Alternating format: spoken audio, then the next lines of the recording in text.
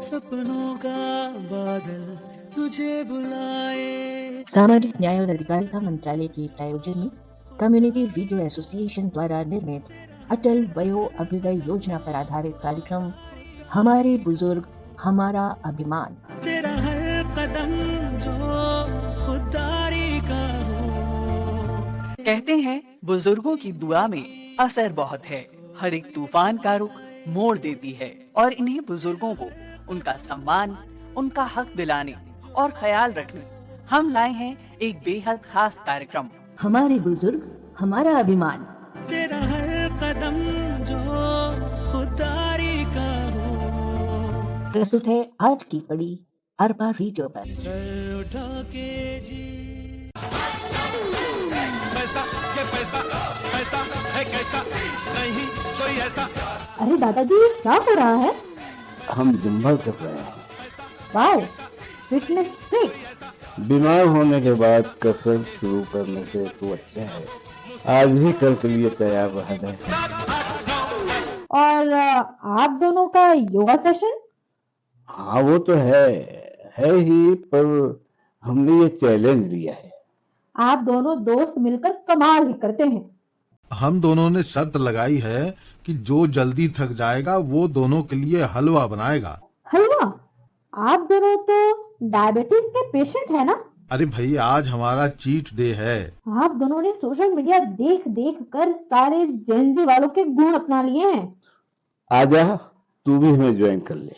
No thank you दादाजी, मैं अभी अभी बैडमिंटन खेल कर आ रही हूँ। हाँ हमें पता है, हम तो ऐसे ही बोल रहे थे।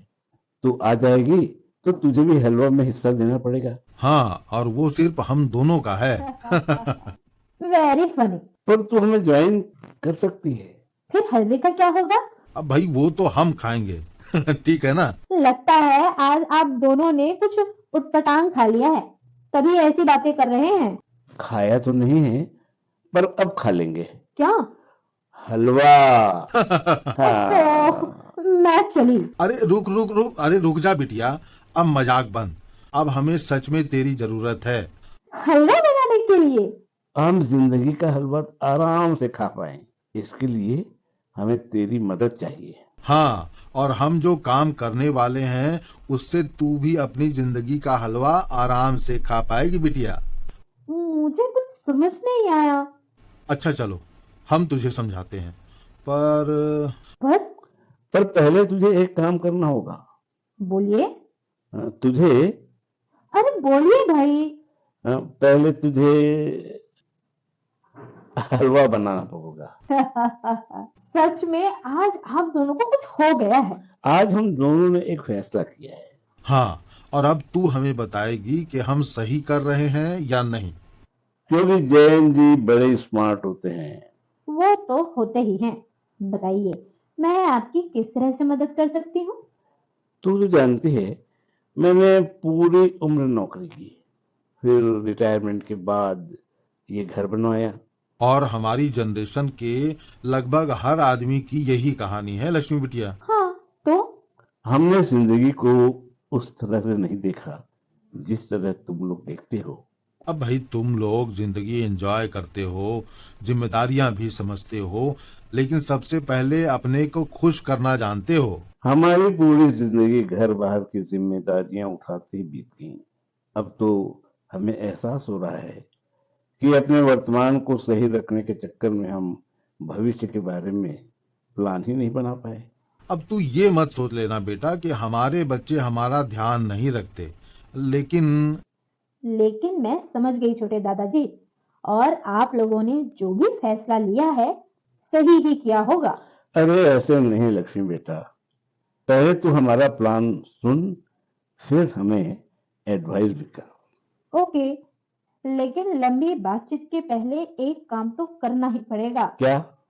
हलवा खाना पड़ेगा। तो आप लोग पसीना पोछिए, रेडी होइए और मैं अभी हलवा लेकर आती हूँ। हमारे बुजुर्ग हमारा अभिमान। सपनों का बादल तुझे बुलाए। कहते हैं बुजुर्गों की दुआ में असर बहुत है। हर एक तूफान का रुख मोड़ देती है और इन्हीं बुजुर्गों को उनका सम्मान, उनका हक दिलाने और ख्याल रखने हम लाए हैं एक बेहद खास कार्यक्रम। हमारे बुजुर्ग हमारा अभिमान। तेरा हर कदम जो खुददारी का हो, जहां सभी बुजुर्गों की सेहत से जुड़ी एक्सपर्ट एडवाइस, कानूनी सलाह, सरकार द्वारा दी जा रही सुविधाएं व अधिकार और सभी सीनियर सिटीजन्स के जीवन को आसान बना रही टेक्नोलॉजी के साथ साथ फाइनेंशियल एडवाइस और भी बहुत सी जरूरी बातें इस कार्यक्रम में आप सुन पाएंगे। कठिन है अगर रास्ता, तू फिक्र इस कार्यक्रम को आप तक ला रहे हैं सामाजिक न्याय एवं अधिकारिता मंत्रालय, भारत सरकार व सामुदायिक रेडियो एसोसिएशन। कोशिश में निकल आएंगे पर तो अपने बुजुर्गों को दीजिए सम्मान पूर्वक जीवन और अधिकार। कार्यक्रम हमारे बुजुर्ग हमारा अभिमान के साथ। खुली आंखों से देख तू सपना सर उठा के जी, हमारे बुजुर्ग हमारा अभिमान। सर उठा के जी। अब सुन रहे हैं हमारे बुजुर्ग हमारा अभिमान। ये कार्यक्रम उन अनमोल व्यक्तित्वों को समर्पित है जिनके अनुभव और ज्ञान हमारी समाज की नींव है। हमारे बुजुर्ग, उनकी आंखों में जीवन के हजारों रंग बसे होते हैं, उनकी झुर्रियों में कहानियां छिपी होती हैं और उनके शब्दों में सच्चाई का सार होता है। आज का ये शो उन सभी को समर्पित है जिन्होंने हमें बढ़ते हुए देखा, संवरते हुए देखा और निस्वार्थ प्रेम दिया। बिल्कुल सही कहा बाबा। हमारे बुजुर्ग वो पेड़ हैं जिनकी छाया में हम सुकून पाते हैं, लेकिन जैसे जैसे समय बदल रहा है उनकी जरूरतें भी बदल रही हैं। आज हम जानेंगे कि सरकार और समाज उनके जीवन को बेहतर बनाने के लिए क्या कदम उठा रहे हैं। हमारे माध्यम से आप सब जानते ही हैं कि सरकार ने हमारे बुजुर्गों के लिए कई योजनाएं शुरू की हैं जो उनकी जिंदगी को आसान बना रही है। हाँ लक्ष्मी, और इन योजनाओं का उद्देश्य केवल उनकी समस्याओं का समाधान करना ही नहीं, बल्कि उनके जीवन को सम्मानजनक और खुशहाल बनाना भी है। बुजुर्गों को सिर्फ देखभाल की जरूरत नहीं होती, बल्कि अपनापन, सम्मान और आत्मनिर्भरता की भी आवश्यकता होती है। चलिए एक एक कर इन योजनाओं को दोहरा लेते हैं ताकि हम अपने श्रोताओं को बता सकें कि वे इनका लाभ कैसे उठा सकते हैं। बिल्कुल बाबा। सबसे पहले बात करते हैं वरिष्ठ नागरिकों के लिए एकीकृत कार्यक्रम की। ये योजना उन बुजुर्गों के लिए बहुत उपयोगी है जो देखभाल के अभाव में अकेलेपन और उपेक्षा का सामना कर रहे हैं। इसके तहत वृद्धाश्रमों, सतत देखभाल गृहों और अन्य सुविधाओं के लिए गैर सरकारी संगठनों को सहायता दी जाती है। सोचिए कितने बुजुर्गों को इससे आराम और सुरक्षा मिल रही होगी। सही कहा लक्ष्मी। सर उठा के जी। और जो बुजुर्ग किसी मुश्किल में फंस जाएं उनके लिए सरकार ने एल्डर लाइन यानी 145667 हेल्पलाइन शुरू की है। ये हेल्पलाइन पेंशन, कानूनी समस्याओं, राशन कार्ड, आवास योजनाओं और आयुष्मान कार्ड जैसी सेवाओं की जानकारी मुफ्त में प्रदान करती है। यानी अगर किसी बुजुर्ग को कोई सरकारी सेवा प्राप्त करने में कठिनाई हो रही हो तो बस एक कॉल में उन्हें सही मार्गदर्शन मिल सकता है। सर उठा के जी। और हमें ये भी ध्यान रखना चाहिए कि बुजुर्गों की सही देखभाल के लिए प्रशिक्षित लोगों की आवश्यकता होती है। इसी को ध्यान में रखते हुए geriatric care givers training program शुरू किया है। इसके तहत पेशेवर देखभालकर्ता तैयार किए जाते हैं जो बुजुर्गों की जरूरतों को समझते हैं और उनकी देखभाल में सहायता प्रदान करते हैं। सर उठा के जी। और अब बात करते हैं सेज पोर्टल की। यह एक बेहतरीन पहल है जिससे बुजुर्गों की देखभाल से जुड़ी सेवाएं और उत्पाद एक ही जगह पर उपलब्ध कराए जाते हैं। इससे न केवल उनकी जरूरतें पूरी होती हैं बल्कि उनके जीवन को अधिक सुविधाजनक भी बनाया जाता है। बिल्कुल। सर उठा के जी। और जिन बुजुर्गों के पास आर्थिक संसाधन सीमित हैं, उनके लिए राष्ट्रीय वयोश्री योजना एक वरदान है। इसके तहत बीपीएल श्रेणी के वरिष्ठ नागरिकों को सहायक उपकरण जैसे वॉकर, व्हील चेयर, सुनने की मशीनें, ये सारी चीजें मुफ्त में दिए जाते हैं। लक्ष्मी बिटिया, हम वयो अभ्युदय योजना का तो पूरा लाभ ले रहे हैं, लेकिन अब तू हमें ये बता कि हम फ्यूचर के लिए क्या प्लान करें कि आगे का समय बिना कठिनाई के कट जाए। अरे तू वो बताना जो मुझे बता रहा था। अब तू वो छोड़ ना भरत भाई, लक्ष्मी बिटिया को ही रास्ता बताने दे। अरे बताइए ना, आपने क्या सोचा है? अब वो रहने दे लक्ष्मी बिटिया, थोड़ा रिस्की है वो। अरे मुझे तो कह रहा था कि सबसे सही तरीका है अपना पैसा इन्वेस्ट करने का।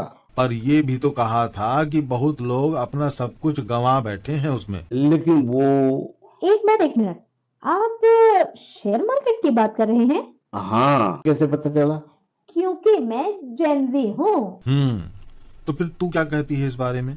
देखिए दादाजी, मैंने अभी अभी जॉब शुरू किया है, लेकिन जैसे ही मेरी पहली सैलरी मिली, मैंने इन्वेस्टमेंट प्लान कर लिया। शेयर मार्केट में? प्लान तो अपनी जरूरत और क्षमता के अकॉर्डिंग करना चाहिए। जरूरी नहीं कि जो प्लान मुझे सूट करता हो वो आपको भी सूट करे। देखा, मैं कह रहा था ना कि रहने दे। शेयर वेयर मार्केट अपने बस का नहीं है। क्यों नहीं है? किसी भी काम को यदि सही तरीके से किया जाए तो उसका अच्छा फल मिलता ही है।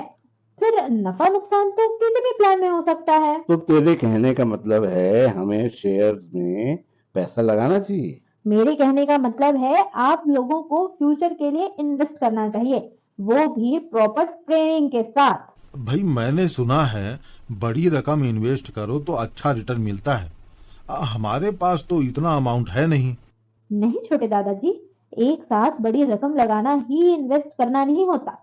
बहुत से तरीके हैं जिनसे हर महीने छोटी छोटी रकम लगाई जा सकती है। हम चाहते हैं कि हम किसी भी इमरजेंसी के लिए तैयार रहें। हाँ, कभी कोई इमरजेंसी अगर आ जाए तो हमें दूसरों पर निर्भर ना रहना पड़े। बहुत सही सोच है।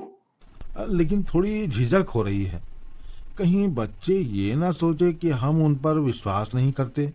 उन्हें ऐसा ना लगे कि वो तो हमारा ख्याल रख रहे हैं, लेकिन फिर भी हम इमरजेंसी के लिए प्रिपेयर होना चाह रहे हैं। तू तो जानती है हमारा उद्देश्य क्या है। जी, शारीरिक हो आर्थिक, हमें हर तरह की इमरजेंसी के लिए तैयार रहना चाहिए, इसमें कुछ भी गलत नहीं है। तेरे बोलने से बड़ा उत्साह मिला। सुना तूने? सुना। अब एक चीज और सुनिए। सुनाइए। आपको याद है दादाजी, मेरे ऑफिस में एक लड़की है जिसके बारे में मैंने आपको बताया था। हाँ हाँ, जो पहले ही दिन तेरी अच्छी दोस्त बन गई थी। हाँ, आज मैं उसकी मम्मी से मिली। मेरी बातों से आपको जितना उत्साह मिला है, उनकी स्टोरी सुनकर उससे कई गुना ज्यादा उत्साह मिलेगा। अच्छा, तो भाई ऐसा क्या किया उन्होंने? वो हमारी स्टोरी की हीरोइन है। आपकी सुविधा के लिए उनका नाम रख देते हैं सुनीता। हाँ, सुनीता रख देते हैं। अच्छा, तू अब तक कॉलेज वाली सुनीता को भूला नहीं है?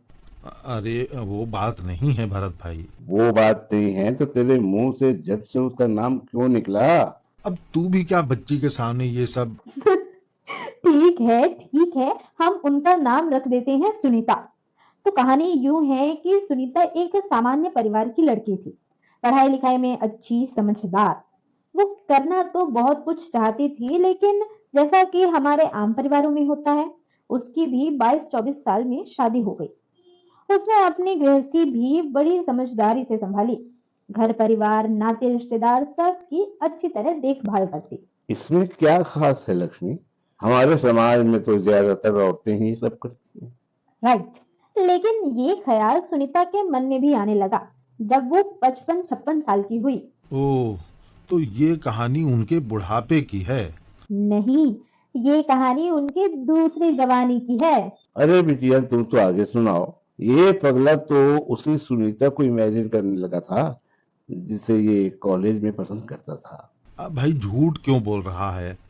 बस मैं उसे पसंद करता था, और तू जो उसके लिए कभी बेर तो कभी अमरूद, कभी कच्ची कैरी लेके आता था, वो तो तेरी खुशी के लिए। बड़ा आया मेरी खुशी चाहने वाला। अब बिटिया तुम तो कहानी आगे बढ़ाओ, इसकी झूठी बातों में मत फंसो।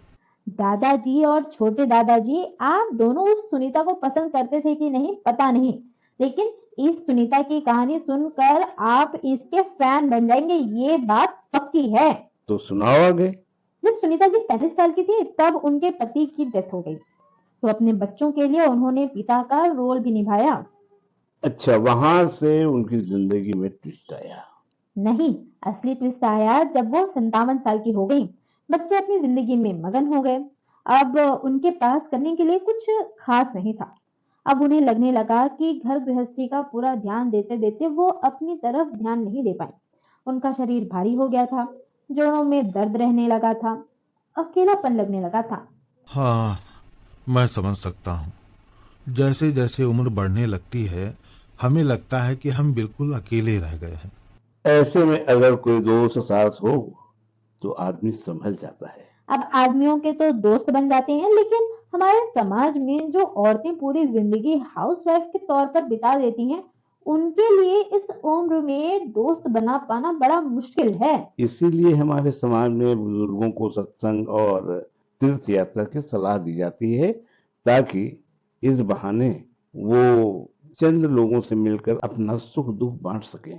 बिल्कुल सही। लेकिन सुनीता जी की सेहत अब इस लायक नहीं रही थी कि वो ज्यादा भाग दौड़ कर पाए। सुबह लोगों के साथ टहलने भी जाती तो थोड़ी ही देर में घुटने दुखने लगते और वो घर लौट आती।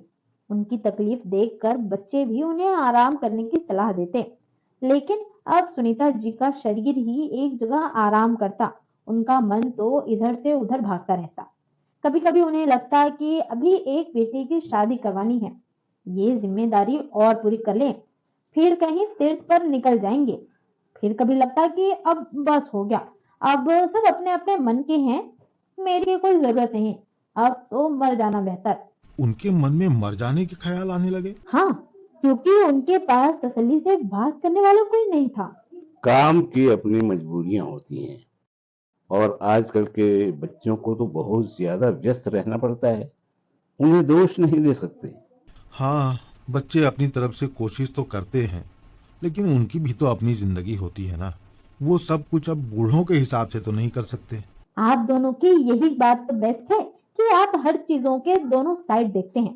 सुनीता जी को अपनी जिंदगी का दूसरा साइड नजर आया जब वो एक दिन आईने के सामने खड़ी थी। उन्हें लगा, क्या उन्होंने इस तरह बुढ़ापे की उम्मीद की थी?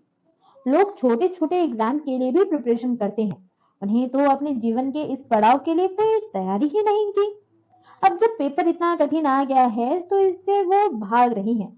उस दिन उन्होंने ठान लिया वो भागेंगी नहीं, बल्कि पूरे नंबरों से एग्जाम पास करेंगी। फिर उन्होंने जिम ज्वाइन किया।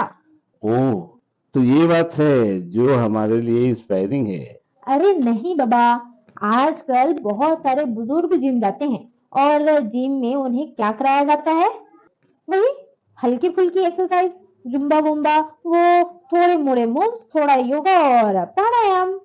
तो इसके अलावा जिम में और क्या करवाएंगे? वही तो, अब आया असली टर्निंग पॉइंट। 1 साल तक सुनीता जी ये सब करती रही, पूरा मन लगाकर। उनका वजन भी काफी संतुलित हो गया और लाइफ को लेकर उनकी सोच भी थोड़ी पॉजिटिव हो गई। फिर उन्होंने एक साहसिक काम किया। उन्होंने अपने जिम ट्रेनर से कहा, मुझे वेट ट्रेनिंग करनी है। वेट ट्रेनिंग मतलब वो डंबल उठाना? हाँ, शुरुआत तो छोटे डंबल से ही की।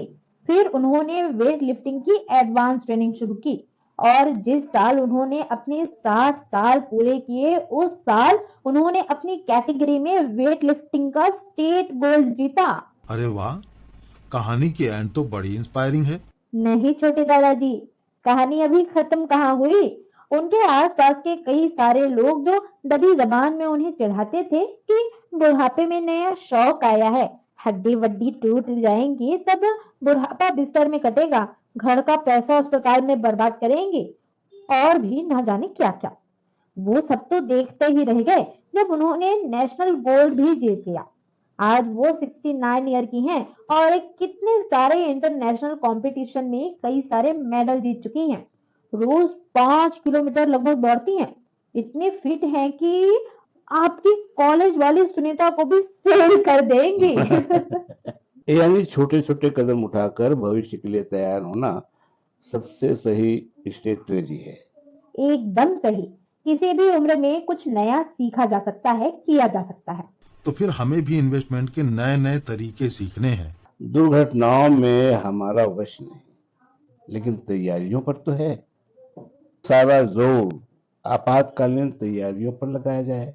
हाँ, काल करे सो आज कर। मैं अपनी पेंशन को 2 हिस्सों में कर दूंगा। एक को बैंक में ही सेफ रखूंगा और दूसरे को इन्वेस्ट करूंगा। बेस्ट। मैं आपको आज ही किसी अच्छे सलाहकार से मिलवाती हूँ। भाई आज तो सचमुच मजा ही आ गया। हलवा खा के? नहीं, कॉलेज वाली सुनीता को याद करके।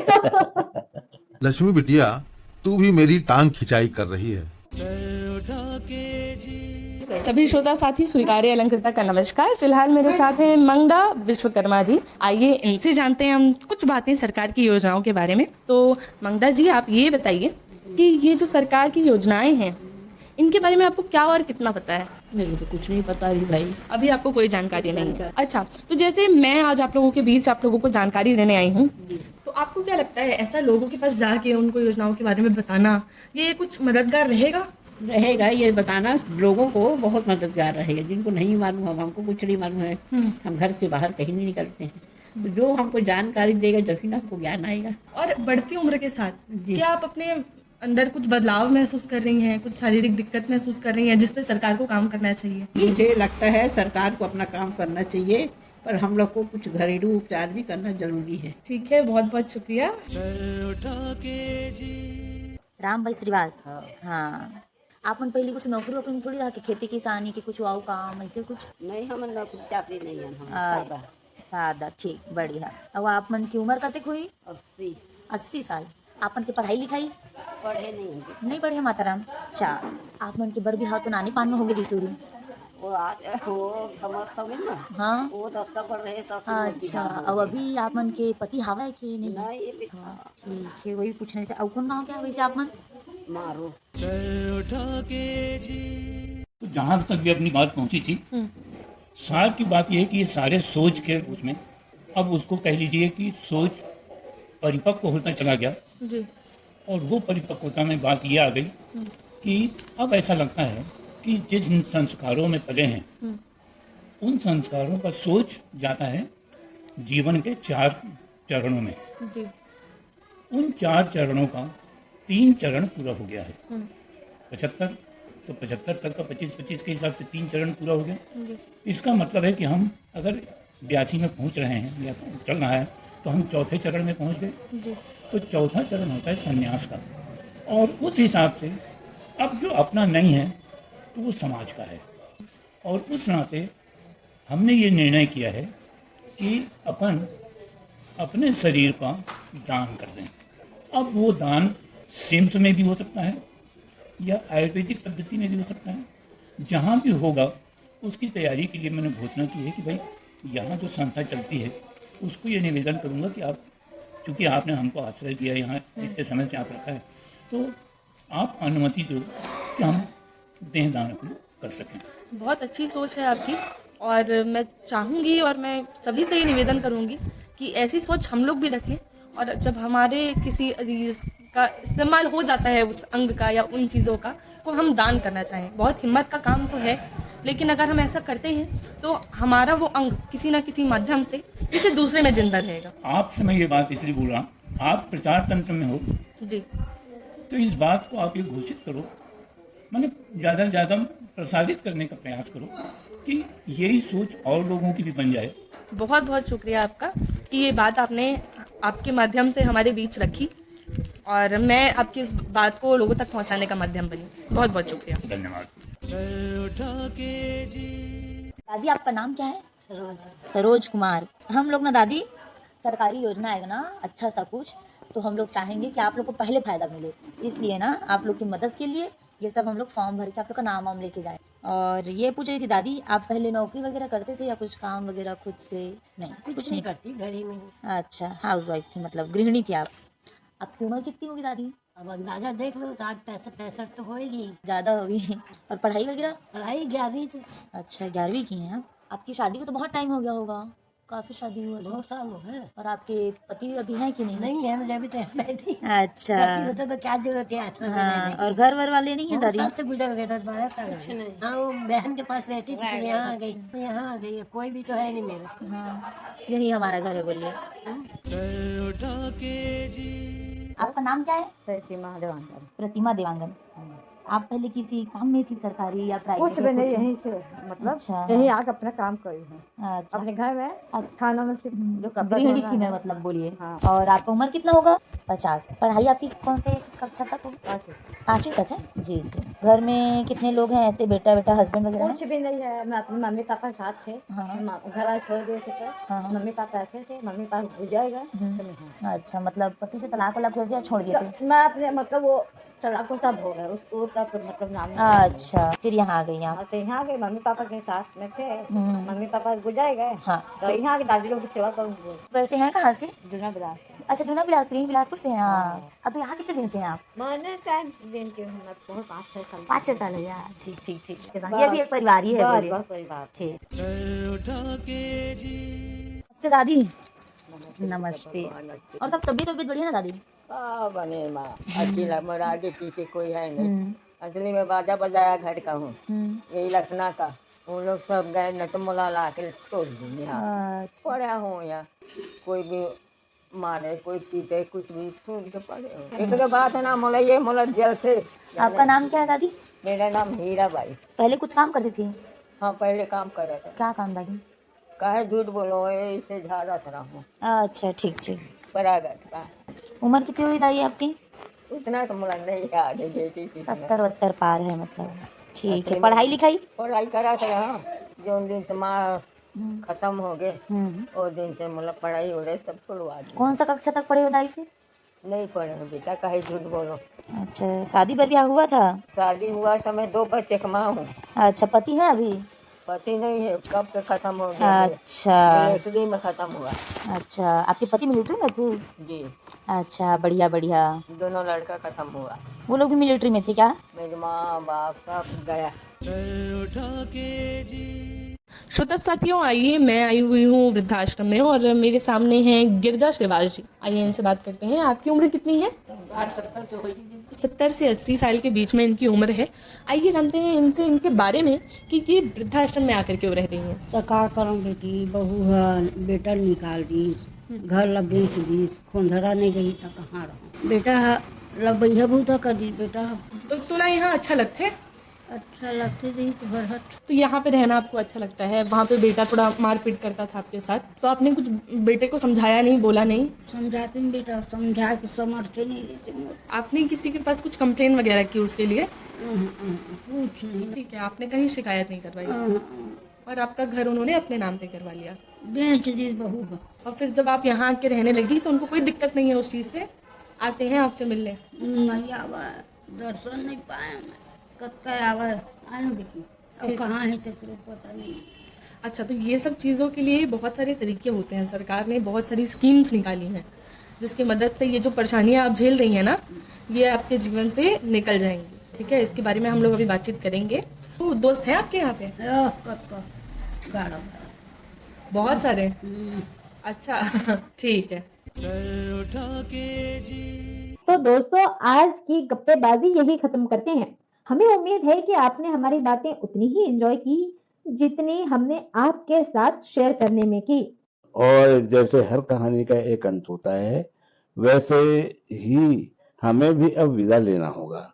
लेकिन चिंता मत कीजिए, हम फिर मिलेंगे और ढेर सारी मजेदार बातें लेकर आएंगे। अरे हाँ, अगली बार और भी धमाल मचाने वाले हैं।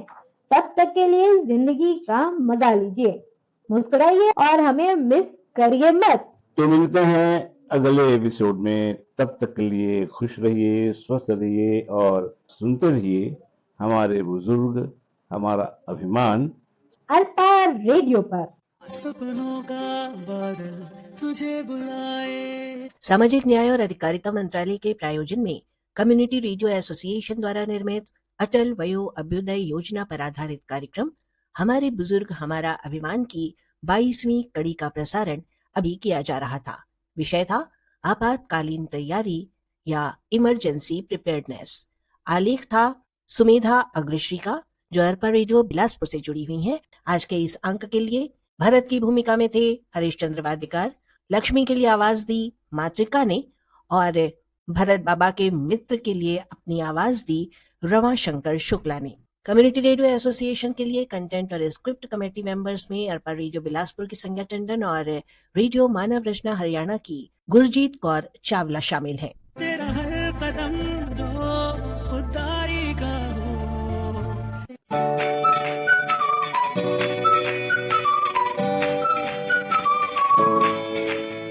आप सुन रहे हैं अरपा कम्युनिटी रेडियो 90.8 मेगाहर्ट्ज पर।